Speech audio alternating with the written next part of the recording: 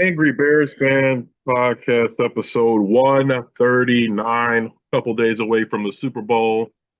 Not a lot happening in the Bears world. Few stories come out. Bulls made a lot of moves today. Um, yeah, it's really. Oh, I don't. Last time was Declan Doyle. He didn't get hired when we No, did the last episode. I had talked about it. I Yeah. said last week that Baltimore had put in a slip to talk to him, and then all of a sudden, 2 days later, I was gonna say yeah, it was pretty close. after Yeah, that, Declan Doyle hired as the offensive coordinator for the Baltimore Ravens. So that leaves two, positions that need to be filled now on Ben Johnson's staff. But this is one of the good things about having your head coach be the play caller in terms of Ben Johnson with the Bears because you know, offensive coordinator, yeah, they're just really helping with game planning and play design and stuff like that. But at the end of the day, Ben Johnson, that's still his offense. He's the real offensive coordinator. So not that big of a loss. I mean, Baltimore, we'll see what happens. So we'll see, Declan Doyle was a highly respected guy anyway going into Ben Johnson's staff. He had come from the Sean Payton tree. yeah. So he gets an opportunity to run his own show. We'll see what happens. Matt Nagy, former Bears head coach, got hired as the offensive coordinator for the Giants, so that'll be interesting to see Yeah, how he him and works John with Harbaugh. Jackson Dart. But yeah, I mean, now there's two openings: offensive coordinator and running backs coach on Ben Johnson's staff, and I'm not hearing a whole lot of names. I mean, they I interviewed a mean couple of the people. the quarterback coach for the Cardinals, I believe they called him Yeah, their second Arizona, interview and or then something. there was another somebody else that they interviewed for that as well. So Um, yeah, I mean, look, like I was saying, Declan Doyle, uh, he seemed to have somewhat of a rapport with Caleb Williams, but at the end of the day, it's still Ben Johnson's team, Ben Johnson's offense. So, not too worried. I would have been a lot more worried if we lost Al Harris Yeah. as a defensive guy, defensive backs coach, but Al Harris is staying in Chicago, so that is a, absolute positive. Um, And we there knew was a Bieniemy was only a stopgap. He wasn't going to be here for much longer. Yeah, I get that, but dude, I feel like the enemy's a bigger loss than Declan Doyle is, I just because. agree because he's just experienced. But I'm just saying, like, I knew he wasn't going to stay. So um, I knew he was going to be any upgrade he could take or get, he was going to take. And of course, he was going to have one. Declan Doyle is essentially, like I said, he was from Sean Payton's tree, but he's essentially a nobody. He's 29-year-old, not even a play caller. And obviously for him, he's going to go. You know, he wants to call plays, and as long as he stays on the Bears, he's never going to get to do that. But it'll be interesting. He's young. Who knows how good he is? I mean, he was a tight ends coach on the Broncos. People seem to like him, I guess. But I mean, good luck to him. I don't really know hard feelings. None to any of the coaches they left, even I mean, except for I guess Al Hurst went to the Packers, but he is an ex-Packer, and again, like these guys got dreams too, so it's kind of hard to be mad that they're going to sit and be an assistant when they can take the next step. And when you're a coordinator, you're one step away from being a head coach. So don't get fired Absolutely. or something like that. So we can't pass those opportunities. We also we lost Ian Cunningham too as well. I think that happened right Yeah, after as well. that did. It did. It was Um, like the day after the yeah, podcast both here. yeah the swirl stuff swirling. They haven't confirmed if we're getting those picks or not yet, right? Or it says no Well, as of right. so as of right now, there are no picks, but it depends on how the contract is written for Ian Cunningham. So the contract has to get sent to the league. Obviously, he signed it, this, that, and the other. It gets sent to the league. The league's got to review it, and then they make their decision, which should be coming down here within the next week or so. Essentially, if the contract has the language in it that Ian Cunningham is the, decision maker in terms of the player personnel and, has full control over the 53-man roster, then the Bears will get the picks. I But think if so. It will too, because I saw Matt Ryan's press conference. He basically said like, "I'm gonna let these guys do what they do. Like, I'm gonna let these guys do their jobs, and I'm just Well, he ultimately gonna, said that the GM was going to be a traditional GM job. yeah, So we'll see what the contract says. We'll see what the language says. I don't think those are made public like players' contracts are. yeah." So that'll have to be something that just gets passed down through the grapevine, essentially. So we'll find out within the next week or so whether or not the Bears get comp picks. That is, It's not that big of a loss. I know Ian did talk Ryan Poles out of, not trading up to go get Roma Dunze, during the draft or whatever. So, I want to know who that person is that's going to talk Ryan Poles off a ledge from doing something, crazy like that. But, they've got a lot of internal people that they can, promote. I'm assuming it's going to be Jeff King, who's been with the Bears and been with Ron Poles since the beginning. So, he's like the director of player personnel or one Yeah, of the head scouts or something. It's one of those. I'm assuming he's going to get the job, but you never know. It was a position that was created. Ryan Poles created the position. So I don't know if you know the backstory. It's actually kind of interesting. So when Ryan Poles and Ian Cunningham first came to Chicago, before they got to Chicago, Ian Cunningham was working with Baltimore. Ryan Poles was working with Kansas City, and they went on the road together as scouts for opposing teams. So they were on the road together. They always roomed together. They came up with a pact while they were on the road, saying that if either one of them ever got a GM job, that they would bring the other one on as their assistant GM. So when Ryan Poles got the job, he created the assistant GM position specifically for Ian Cunningham, and I just thought that was a really cool story. You don't really hear those kinds of stories in the NFL because it's a cutthroat business. But I felt like that was a pretty cool story, something I didn't know. Um, I mean, I like but that. I I think it goes along with the coaches thing we talk about when people always try and make it like a race thing. It's like people hire who they like, and you know what I mean. You can make it a race thing or whatever, but it's like for whatever reason they don't like them. Like yeah, people want to, owners want to have a coach or GM they like. GM want to have a coach they like.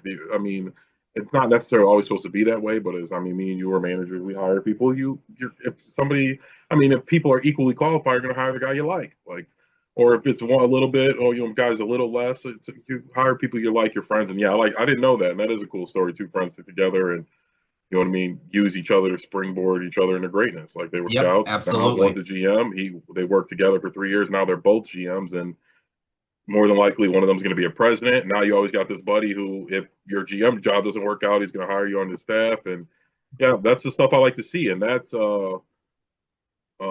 that's a really cool story. I did not know that. I knew they were friends. I didn't know to what extent though. Yeah, they lived together. Similar to the Caleb and Jade Walker situation, they lived together when they first took over for the Bears. They lived together for like 6 months when they both first got brought on. Like I said, it's just a really cool story. Did not know that. Came out that that was their friendship and their relationship, and I thought that was really cool. Um, there is a little bit of other news too. Um, so Sean, I think we're getting to the point now where if we want to go to a Bears game, we're going to have to go to Northwest Indiana. So, I mean, let's be honest here. Let's break it down a little bit. So, Indiana passed legislation. It went through their House of Representatives, and it passed overwhelmingly 46-2 to where, the state of Indiana is creating a Northwest Indiana, essentially a group to oversee a stadium project. And the state of Indiana is offering to fund the entire thing. So they're going to pay for the stadium, they're going to pay for the infrastructure, and they're going to give the Bears a 35-year lease on it. The Bears will take all of the profit and all of the proceeds. So there's not going to be a park district they owe money to or anything else like that. They're going to pay rent. And at the end of that 35-year lease, they have the opportunity to buy the stadium and everything for $1. The property taxes won't go up. It'll stay consistent. It'll be capped through that 35-year lease. And I don't think the state of Illinois is going to be able to match that offer. Now, legislature for the state of Illinois ends at the end of February. I'm assuming Kevin Warren's going to take this proposal because I know they want to be Stay in in Chicago Arlington Heights. or Illinois. They want to stay. They prefer Arlington Heights. They prefer to be in Illinois. But if they take this to legislation and they say, hey, this is what Indiana's offering us, and at the end of the month, if the state of Illinois comes back and is like, well, we need more time, or we need this or that, or not even on the docket or whatever. The Bears have been trying to get this done for 3 years. I think that's going to be the straw that breaks the camel's back, and we will be talking about the Bears moving to Northwest Indiana because that's one of those Don Corleone offers. It's an offer you can't refuse, Yes, and that and you know what I'm saying. And that's just the state doesn't want to work from, and we don't get too political on here, but it's just become this hot topic issue where Pritzker, the billionaire, has tricked the people of Illinois into thinking like he's not a fucking billionaire and like he's trying to battle these people. Like, oh, I don't like he's a fucking rich guy. It's like You have to remember, Pritzker is the same guy that took all of his toilets out of his house so that it was inhabitable so he didn't have a property tax increase. JB Pritzker did that to his own property. yes, in Illinois screwing us over. And it's like, I Yes. don't know. And I'm not normally on the side of the owners, but the fans want the team here. The city wants or the fans want the team here. The team wants to be here. They said they're gonna pay for the stadium completely, which is almost unprecedented. Most of the teams get the state to pay for at least a portion of it. Jerry Jones didn't even buy his stadium. Jerry Jones leases AT&T Stadium in Yes, that's Arlington, what I'm saying. A Texas. lot of times they like, or they'll pay they pay for. They're going to pay for the whole thing. The city, I don't know what they're thinking, and they've turned it into the like everything that's going on with politics. People on the ground are like, well, fuck the billionaires. We don't. The state doesn't pay for it. Well, then how could you hold a grudge? So you're saying the Bears should waste $10 billion when Indiana's going to do it for free?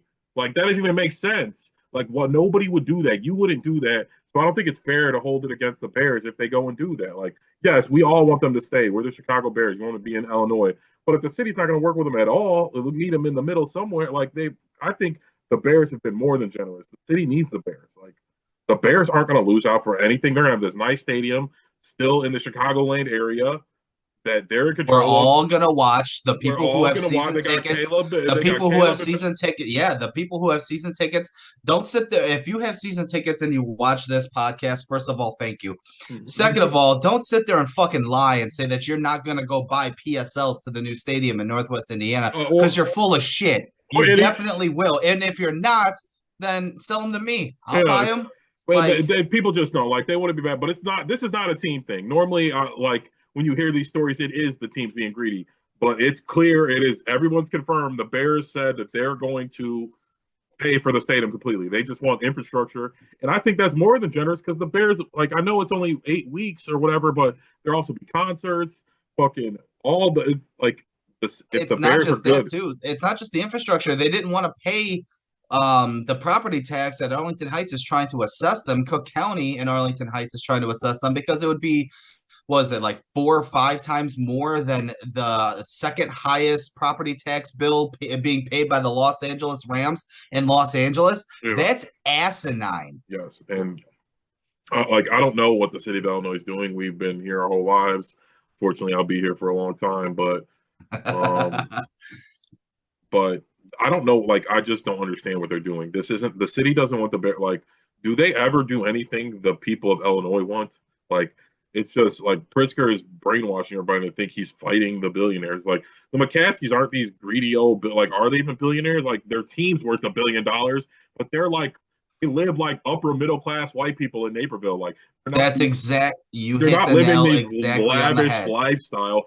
Fucking uh The uh McCaskies are not your typical I'm billionaires. trying to What think of other his name. Was it billionaires? Ted? Not Ted. What the fuck? What the fuck's his name? Old guy. He's still umping games in the suburbs. He's driving around in George.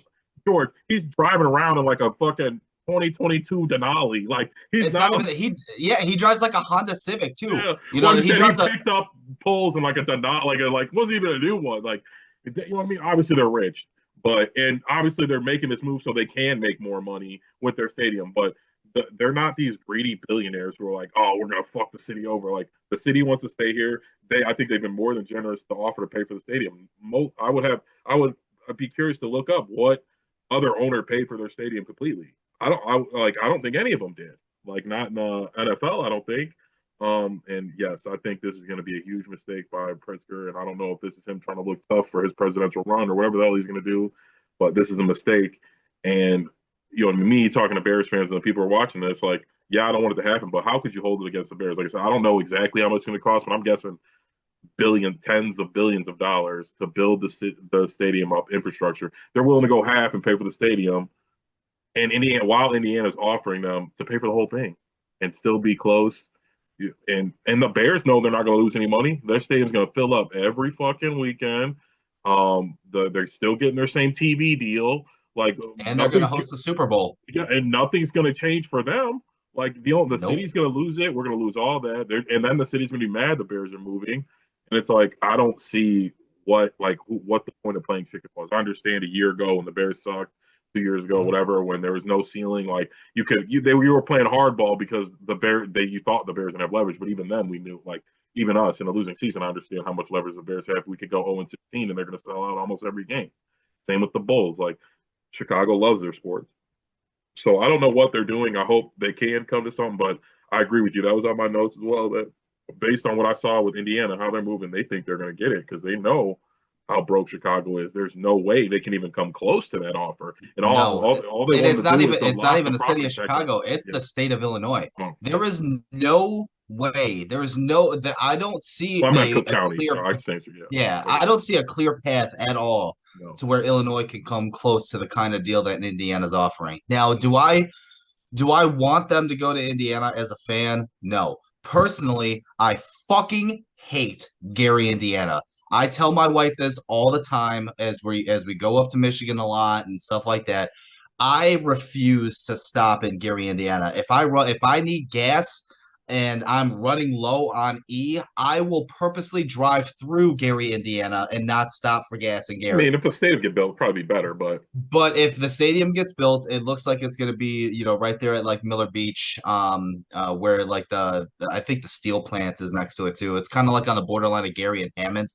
Um, if it gets built and I mean, and we're able to go and I wish taking everybody's a gonna go. game, I'm fucking going. Like there's I don't like Soldier Field as it is. I think Yeah. it's an absolute abysmal stadium to try to get in and out of, and it's the smallest stadium It in only well, looks cool when you're driving in. Like you know what I'm saying? Like it's not it's overly not impressive on the inside. no. It's too small.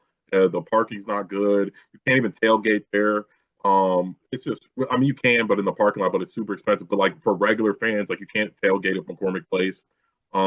I haven't been there in 5, 6, 7 years, but last week when you couldn't even throw the ball in the fucking McCormick Place, they had security not letting you even toss the ball around where 70% of people are parking. Like it's just silliness, and we should have expanded a long time ago. And now they're being silly. Like, how do the Bears not get some kind of grandfather deal? Like, why? Like, out of all the people you're trying to strong arm, it's the Bears. Like, that just seems stupid. Like, and they're gonna learn, and our team's gonna be in Indiana, and they're gonna miss out on all that revenue, and heads are gonna roll for it. And like I said, it's not gonna. The Bears might get a few pretend fans who say they'll never come to the game and not watch it, but they'll be watching. Oh yeah. And Oh like you yeah. said, all the season ticket holders are they're going to transfer their tickets over, or they're going to sell them for an absorbent amount of money. So it's everybody's winning. So the only people who are losing is the state and like some of the fans who are locally, or I mean the people who work there. Like, but I It's mean, a 30-minute drive. If you yeah. work at Soldier Field, you can work at the Bears new stadium. I'm sorry, but again, like I know this sounds crazy, okay, but we went through the list already, and I even forgot to add one. Where the Super Bowl is being played, Santa Clara in California. San Francisco, the 49ers home stadium, right, is 40 minutes away from the city of San Francisco. Yeah, Like, it's really not that Arlington big and of a deal. Dallas, Yes, it's in the New same Jersey. state, but it's really not that big of a deal. Yeah, And everybody, I because don't. people know, like people joke, but even though we talk shit about Indiana, there are parts of Indiana that are Chicago so big that it's like the Chicago land area. Like it's not like a lot of people from here live there. People work back and forth either on that side in Indiana or from Indiana working in the city. Like There's that's just people how who work at ESPN Radio, that and the 670 The Score that that live in live Indiana. in If you were Indiana. smart people, I'm people pretty who sure. got money, Yeah, I'm pretty got sure money. Tom Waddle lives in like South Bend or whatever. Yeah, Like of course there's you do, plenty of. because the city of Cook County and the city are the fucking Democrats that are greedy as hell, and nobody who's smart with their money would live there if you could live 20 minutes away. Because they, what are they thinking? I'm still in Chicago. I can still go do all the same things. I'm just going to sleep here. I can still Yeah, go to get the nightlife in. I can go to all the games. It's like they're running all the best things about the city out. Like they need to figure something out because this seems like a no brainer. Like whatever the Bears want you do. Like, and what I mean, like Instead of like paying for the whole thing. Like outside of that, I could understand if the Bears were like, "You guys got to pay for everything, or we're leaving." I'd be like, "That's kind of unreasonable." But besides that, like if they were asking you to pay for half and all the infrastructure, I'd be like, "That seems fair." How much money are you guys going to make off there? How much taxes are they going to pay you? Like that alone, like in 10 years, you guys are making money back anyway. They're like, we've Yep. run the city so badly that they can't afford to do what they need to do for the Bears. But it's like, what, we're going to give you more money to fuck it up? Well, no, it's because they don't want nobody going through their books and finding where that money's really going to, Sean. That's what it is. And Probably. I know this isn't a political show, so we won't get too political here, Yeah. but that's exactly what it is. The city of Yes. Chicago does not want anybody going through their books and figuring out where this money's going to, because one of the biggest things that was brought up was, oh, well, what about the renovation money? We renovated Soldier Field. The Chicago Bears already paid off their portion. Yes. They paid off their portion 20 years early. The city of Chicago still owes $500 million for those renovations. Where the fuck is all that money? I mean, granted, Richard Daley did do a horrible deal, with the parking meters, selling it to like a private equity, in Yeah. Saudi Arabia and, all that other shit. I get that. It was a bad, bad deal.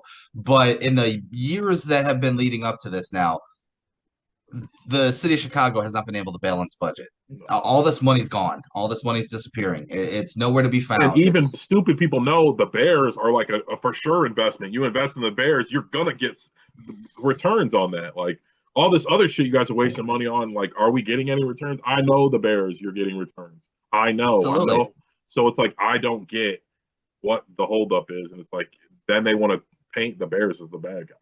And it was Yep. easy to do when we sucked, and because people were thinking the same thing. Why the fuck you guys need a new stadium? You suck. You know what I mean? But now it's like we're better. It's like we need a new stadium. We want to host a Super Bowl, and you guys aren't being serious. You're being unserious, and you said you don't know how to balance your budget. And it's like why are people trusting like taking the city's word for it, or the Cook County, the state's word for it? That you know what I mean? They know what they're doing, and the Bears don't. Like, but yeah, like so, not get too political about it, but it is a political issue. Like It why the is. It Bears, why the stadium's 100% not up there, is. and it shouldn't be. Like the Bears should be bipartisan. Like it's important to the city. We shouldn't be letting stuff like that. And the reason why it's getting built so quickly in Indiana because they're a red state. They're focused on money and not other stuff, not taking money. It's like, yeah, I want rich people to get taxed, but I know the Bears are paying the taxes. They can't like outsource all their shit like everybody else does. Have shit built here, shipped in, and doing all this other shit. So I know they're paying their property taxes and all that shit. And it's like we're supposed to roll out for the red carpet for the Bears. It's Chicago, like, and it just seemed like they stuck up the middle finger to them.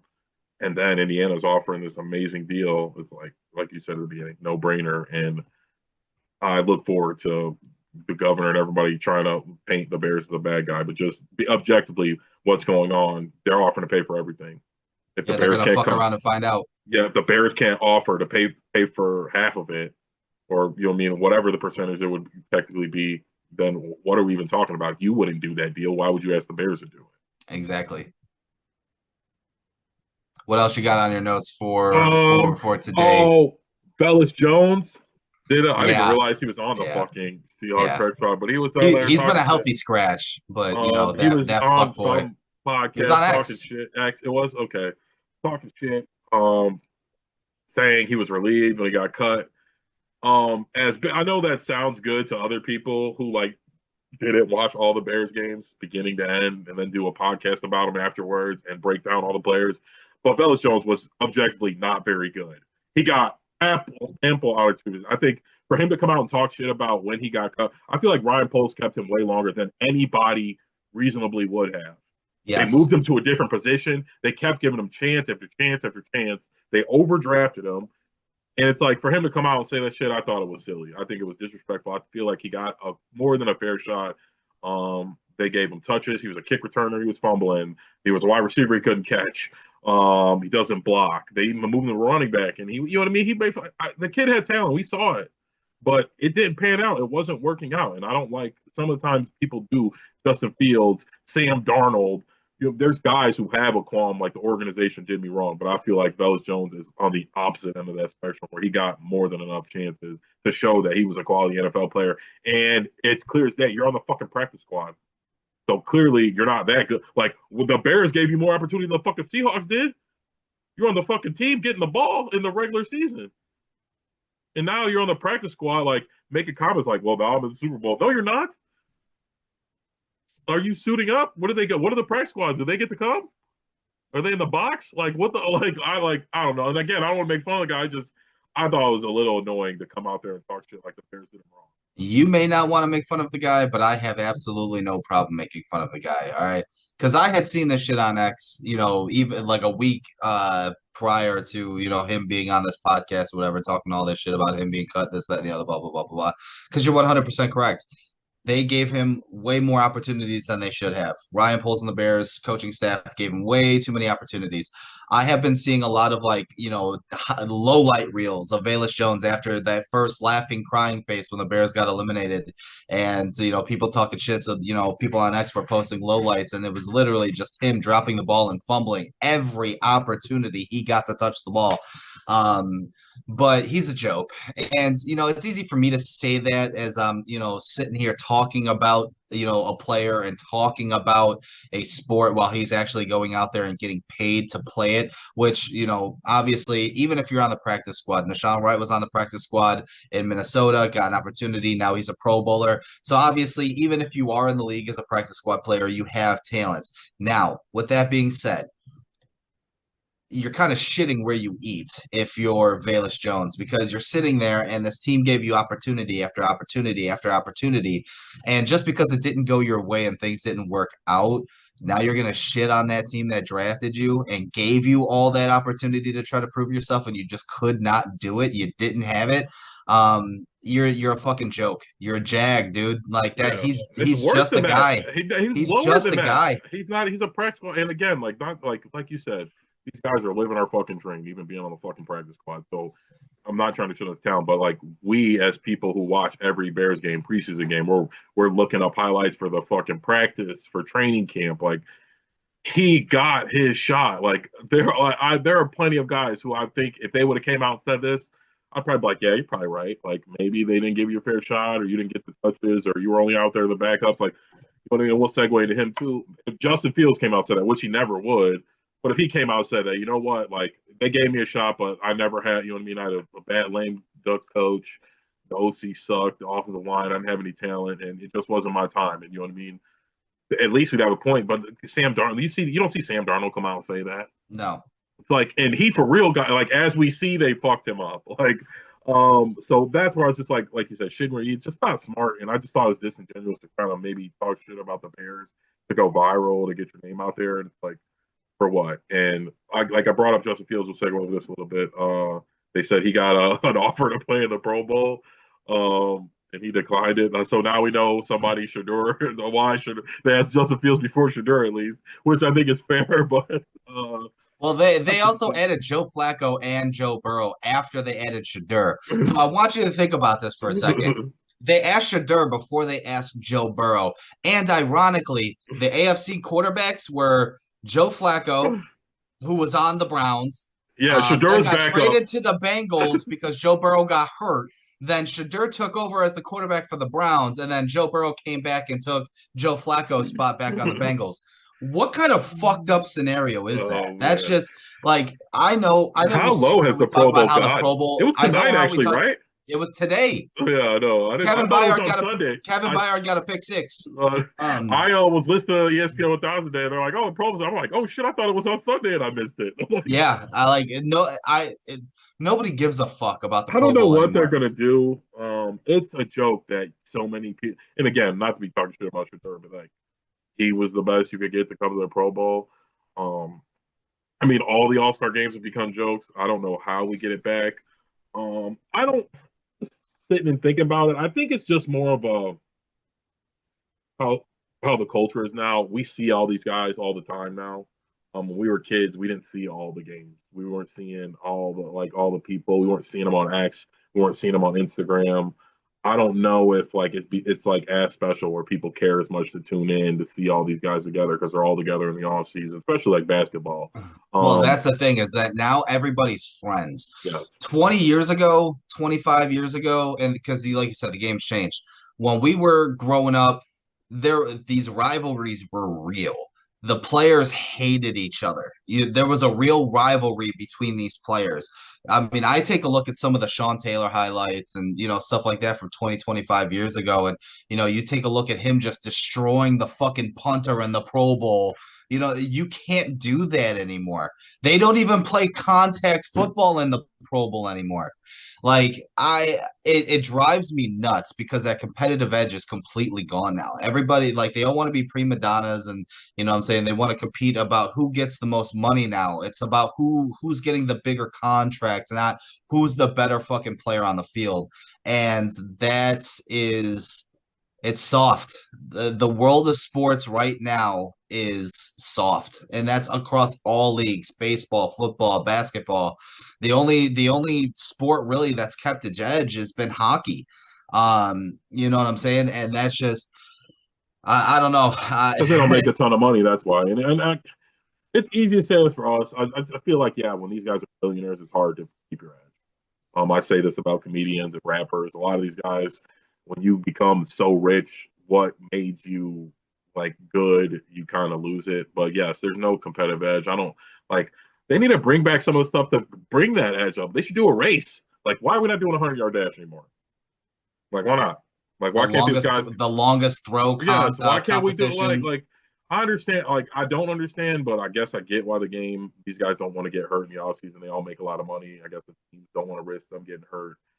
Just a ton of stuff, but I don't know. They just suck the fun out of the All-Star game. And that's supposed to be for the fans. That's supposed to be for all like every you know what I mean, all the stuff we've locked in. You guys go play a game where all the guys show up and we can see everybody out having fun, competing against one another. And now it's just like I said, a joke where like any like Sugar Sanders is getting invited. Like, come on, when we're kids, nobody like that. No fucking bum who won't again. And I don't mean to talk about Sugar like that. I'm just saying, like what do you have? 3 touchdowns and 8 or something. Like I don't know, like he played like 4 games and it was not good. And like same with Joe Flacco, he played like 9 games and he had a couple fun ones, but he's fucking Joe Flacco. Like, how are we not getting the best of the best to go there? And it's because they make so much money. They're like, go to Cancun. What the fuck am I go to Santa Clara for? Like, I Yeah. mean, Josh Allen, he's like, I'm gonna take my girl. We're gonna go, you know what I mean, Dubai or some shit. Like, why the fuck would I go to the Pro Bowl and have some old people from Nike bothering me? I gotta shake hands and take pictures with, but yeah, I don't know. Maybe take it back to Hawaii. I think the race and stuff like that would really bring it back. I know there's guys like Tyreek Hill. I think some of these guys are competitive. I think the team's not allow and I mean, worried guys are going to get hurt in the offseason. I might think it might have sucked the fun out of it. I think if there was a race, I think a lot of the guys would really get into that. Yeah, it's just I knew it was today, and I just didn't care. No, I mean, I yeah, I I, don't I was care like, either. I'll read about it on X. I'll get, I'll see the clips on TikTok or whatever. It's not something that I have to watch. Now Sunday, I mean, we got Seattle, we got New England, and it seems like the national media is kind of, there's not a big build to the Super Bowl, Sean. It doesn't seem like Super Bowls of the past where, they're talking about two teams, you click on ESPN and they're talking about, hey, fucking the Cowboys and George Pickens, haven't come to an agreement yet. Will they franchise them? Or, what's this team going to do in the offseason? What's that team going to do in the offseason during Super Bowl week? And I can't remember a time where it's actually been like that, to where it's like, okay, it's Super Bowl week and we're not talking about the Super Bowl in terms of national media. And is it just because it's Sam Darnold and Drake May and there's not a whole lot of star power or a Yeah, lot of oh, big it's definitely stories that. leading into the Same. Super Bowl? Because I think this is a great story in terms of Super Bowl where you have the redemption arc of Sam Darnold, and you have the old, changing of the guard, Yeah, the hated, franchise and the New England Patriots Vrabel, Josh returning to McDaniels. greatness. Yes, You Vrabel know and what Josh I'm saying? McDaniels coming Like, back and doing what you know what I mean, taking over, picking up where Belichick left off. Oh, I agree. I mean, I will say, I mean, I haven't been so hyped up with it. I think personally for Bears fans, I think we were just riding on high, and it's kind of been like like we were really high. We had a good sugar high, and now we're crashing. Um, Obviously, I'm gonna watch the game, but I've been kind of drained of football. Like I just when I'm watching, I'm just thinking like we could have been in this game. Like this could have been us. So it has been a little bit depressing, but I do think it's going to be a good game. I think Seattle's only getting 4 points, 4.5. I think that's a little low. I think they're going to win by 10. I think it might be interesting, but I just think Drake May is going to be a little outmatched. But it is a good story. He wins. A lot of pressure on Caleb. But I mean, if he loses, I mean, obviously that's still a mark for Drake, but he hasn't been that good this playoffs. He kind of been carried by the defense. So, and Caleb, is on the rise, a super, highlight reel after highlight reel. So as long as Drake May loses, I think he won't have to worry about those whispers anymore. I think if he loses, Caleb is going to have the nod. But if Drake May wins, I mean, got a target on his back, and you're going to have to go and try and put, you have to beat him in the Super Bowl. It's going to look like. Well, I myself am rooting for the completion of the redemption arc, man. It just reminds me of like an old WWE storyline, you know what I'm saying? Where like the down and out guy, like the Daniel Bryan, the fans want it, and he was pushed aside and this and he comes out of nowhere, I think the big everybody. I think underdog. everybody, and nobody likes the Patriots either. I think that's part of it. Like everybody's like, "What the fuck?"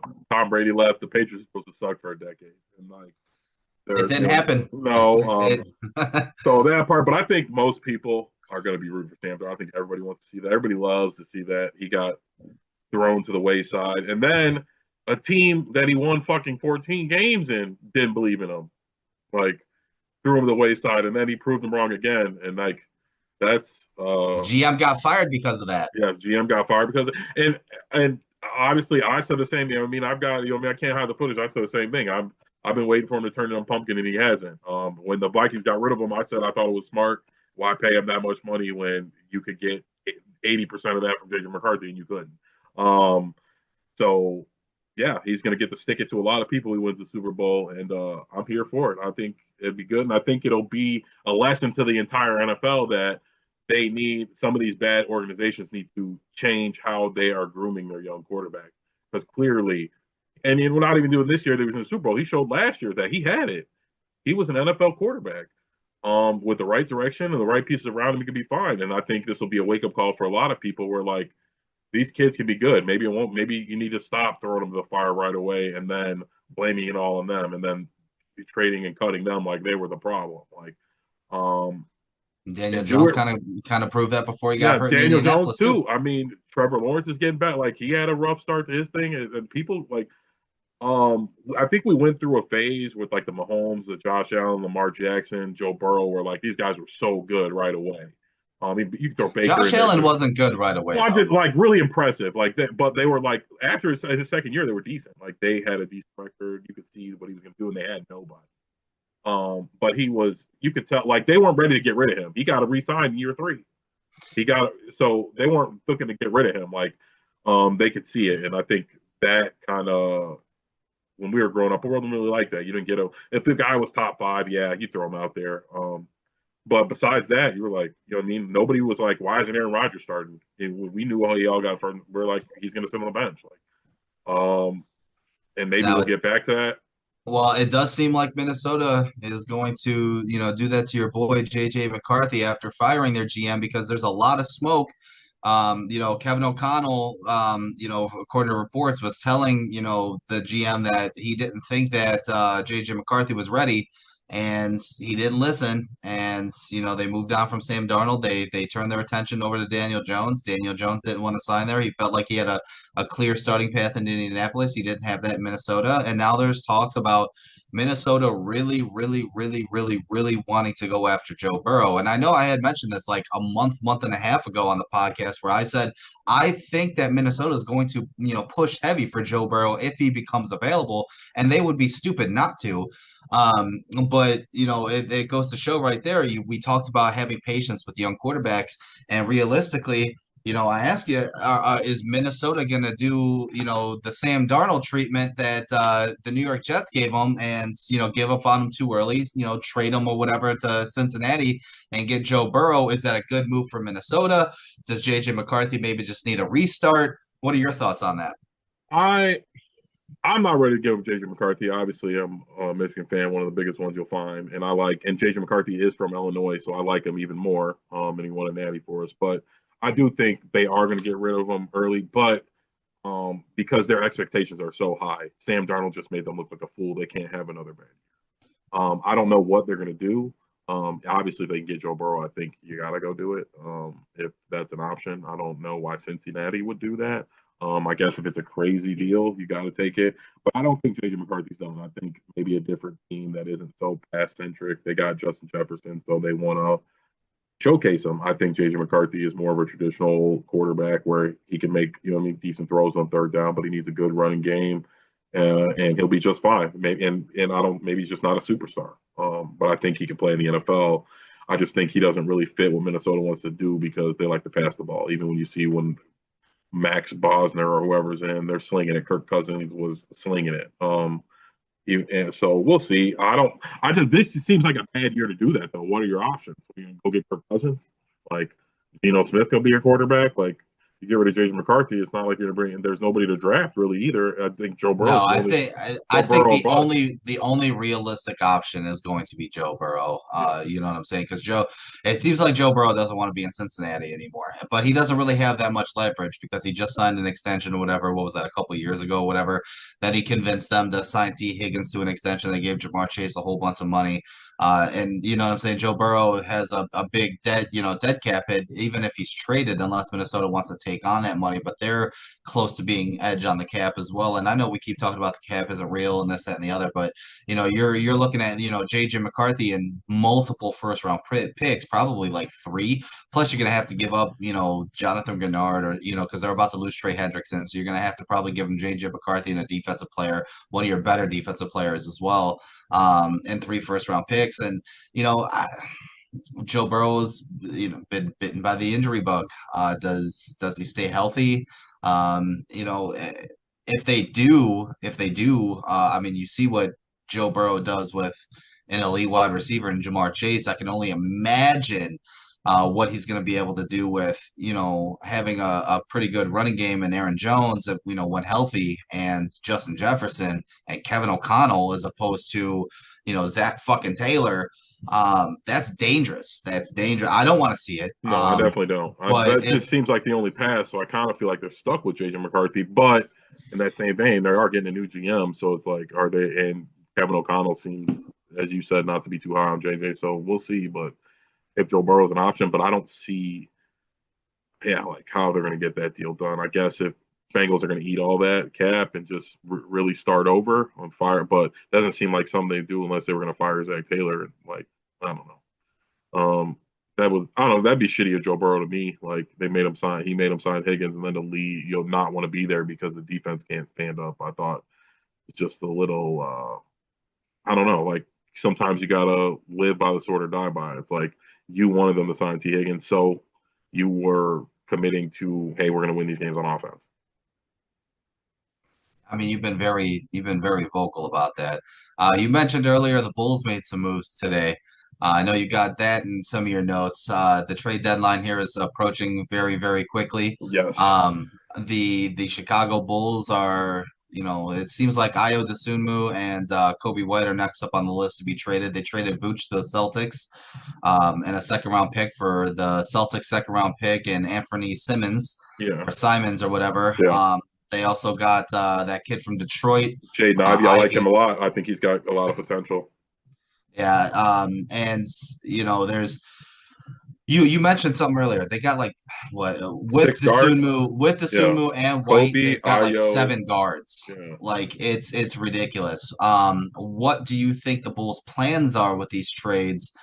Do any of these guys that they just brought in, do they fit into their long-term plans? Or is this kind of just a cap maneuver to have some cap room going into this offseason? I think it's a little bit of all that. I do think they're putting themselves in a position where maybe they can get somebody. I mean, Giannis is up. Nobody's made a real offer. Who knows? I know everybody knows he wants out of there. It kind of seems like it might be a force his way out by the trade deadline thing, and maybe you have the best offer at that point. Maybe. I don't know if Milwaukee wants to see him go to Chicago and have a nice career, right? Down the highway. John Morant's out there. Zion Williams is out there. I think they need it. I've always preached, as long as they have the show, the Bulls have no choice but to take a stab at some of these down on their luck ex superstars. I think Ja Morant is still very young, and I think what a better place to go than fucking Michael Jordan's shadow to try and revitalize your career. If he doesn't pan out, big fucking whoop. No big deal. Like, what it's going to cost us Kobe White and a couple firsts or something. Like, nothing crazy. Or same with Zion. I mean, he's Probably been, not even that, honestly, yeah. because Zion's been relatively healthy this year. Why not go out and get him and throw him next to Giddy and Buzelis? And I think at this point, unless it's for Giannis, you have to keep Buzelis and Giddy and then go from there. Even if it's for Giannis, I mean, I guess one of them. I think both of them at this point. I don't know if that would be smart because then you're just gonna have the same problem Giannis had in Milwaukee, where you're just gonna lose in the playoff against a good team because it's gonna be Giannis surrounded by a bunch of bums. Um, but I do think they're planning to do something, and they're giving themselves some maneuverability, some younger guys, some more picks. Um, but I do, like I said, I like Jaden Ivey a lot. I thought he didn't really get a fair shake in Detroit because they went and got Cade Cunningham, who was just better than him. But I think he's got a lot of potential and to get him out there. But right now, as it is, they can't do that with Kobe White, Io, fucking Trey Jones. I mean, Giddy is essentially a guard, like he is a guard. Um, there's only one basketball, so they're gonna have to move two of those guys. And my guess is Kobe White, Patrick Williams, and some picks will be going for somebody of some substance. And I think if it was well, me, I'd go Ja or Zion. If you could get if it's Giannis, like I said, Patrick Williams, Kobe White, and Buzelis, and a bunch of picks, then yeah, go for it. I might as well. I mean, I like Buzelis a lot, but what are the odds he's going to be better than Giannis? Like, I don't think so. I mean, he could. I would be on par, but Giannis is Giannis, and he's usually healthy. I think this year he's been sitting out more than usual because he doesn't want to get hurt because he is going to make a run on whatever contender he gets traded to or whatever other team. But he's relatively healthy. He's won a championship. He's a very loyal guy. People like him, and maybe he'd be somebody you can get. Maybe some international players to come here or something. We need something, some way to attract some free agents too. Like nobody comes here because they're like, what are we gonna fucking play in the play in? You either got to overpay somebody or they're gonna go play for contender. And I think they need to change the front office. The Bears have shown them you need to make change. We can't keep doing you keep doing the same old, you're getting the same old. And whatever we've been doing for the last 15 years is not working. We got lucky with Derrick Rose. we That's did. still like we got lucky with Derrick Rose. Ever since but since Michael Jordan, that's the only really good thing free agency wise or off season wise that's happened to the fucking Bulls. Like they don't draft well. I guess Jimmy Butler was a nice. They had Tom Thibodeau. He's just a good coach. Um, and I think Billy Donovan is, but I don't know. I'm not for the city of Chicago. Billy Donovan's doing the best job that he can with what he's got because let's be honest, he doesn't have it's not he doesn't even have one superstar. He's just got a bunch of NBA players. guys that would be end of the end of the end of the bench six man coming off of everybody else any contenders bench essentially. So it's just I don't know. I like Josh Giddey. I think you got to keep him. I think you build around Josh Giddey and Booz Ellis, and if you're able to bring in a guy like Ja or Zion or Giannis, I really think that Kobe White and Ayo Dosunmu are going to be big trade pieces going forward, especially Ayo because I think Ayo's leading the league in 3-point percentage right now. I think he's shooting like 46% or Oh something shit, like I that didn't know from that. three. He's playing outstanding. And Kobe when he gets hot, he gets hot. But there was some talks about the Knicks wanting both of them. I know Minnesota in that three-team deal that the Bulls pulled off earlier. Kobe White was offered to Minnesota, but Minnesota said no because they wanted to keep that cap room just in case they were able to land Giannis. There was some talks heating up about Kobe White going to Houston. So there's a lot of interest in Kobe White and Ayo Dosunmu. And like you said, with as many guards as the Bulls have on the roster right now, they have to get rid of two of them just so they can have room. But then if you trade, two of those guards for like a John Morant, now you're just adding to the problem even more because it's another guard.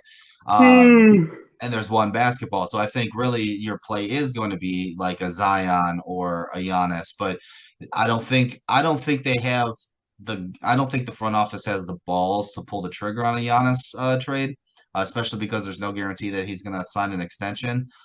So to give up all that capital and stuff like that for no guarantees, I just think that AK and feel Eversley is just they're going to sit on their hands and Yeah. not do much with it. But like you said, I do think they need to bring in somebody. They need to take a shot because otherwise, What are they to lose? what are we Like, doing? yes, I don't understand. Like, It's we're just the 9 seed again. They're not going to be in a position to draft anybody who's going to help. So it's like you need to take this chance and maybe get somebody who's down on their luck. Like Ja's got a lot of talent. He was on a trajectory to be the next face of the league, and he didn't blow his knee out. He just like had some trouble, and he's got like some mental stuff going on, and maybe he just needs to change the scenery, and he'll be back to where he was at. Zion just hasn't really been able to stay healthy, but this year he looks like he's down in weight. He hasn't been getting hurt as much. I think he's just overstayed his welcome there, and he kind of wants to change the scenery. And like, you have to take a stab if they don't end up with somebody like, especially after these moves. I don't even see like they have to make a move now. Like, I don't like. I mean, they have to play. They need a big man, but yeah, they got one healthy big on the roster. yeah. So What are we doing? and What Indiana's are gonna be we back doing? next year. Like the Celtics are gonna be back. Like, this is your time to retool. Like, this is your chance, and I hope they don't squander it. It looks like they're going to be active. So, from what the moves they made so far, it looks like they're making moves to make room for other moves. So we'll see. I would lock in on like Ja or Zion if you can get Giannis too. But yeah, if he's not going to commit to resign, then maybe you can't make that deal. I saw that Miami offered like Tyler Hero, Ware, another guy, and multiple first. If that's their offer, it looks like I'm assuming he'll go somewhere like that. But we'll see. Yeah, and who knows? Maybe he doesn't get traded, and you make your pitch in the offseason to bring him in as a free agent. And maybe if you get a Zion or a Ja or something like that with the young players, and that gives you a better pitch to go into the offseason and free Yep. agency and be like, this is what we got. We're ready for this now. Let's get it done. You know what I'm saying? His family bought a $20 million fucking building in Chicago. Yeah, He I owns a saw that. Greek restaurant. He owns a Greek restaurant in Chicago. Like, come Fine. on, let's go. Let's go. But that's all I got. I don't got much. It was a slow week, but I want to get something out there because probably next Tuesday we won't be doing anything. Maybe on Monday. So yeah, we'll see. But like, follow, subscribe. We'll probably be back in like 2 weeks. We'll see. Keep up with the shorts. Tom's doing a series right now. They're doing pretty good. But like I said, like, follow, subscribe, and we will see you guys in a week or two. Adios. See you in a week or two.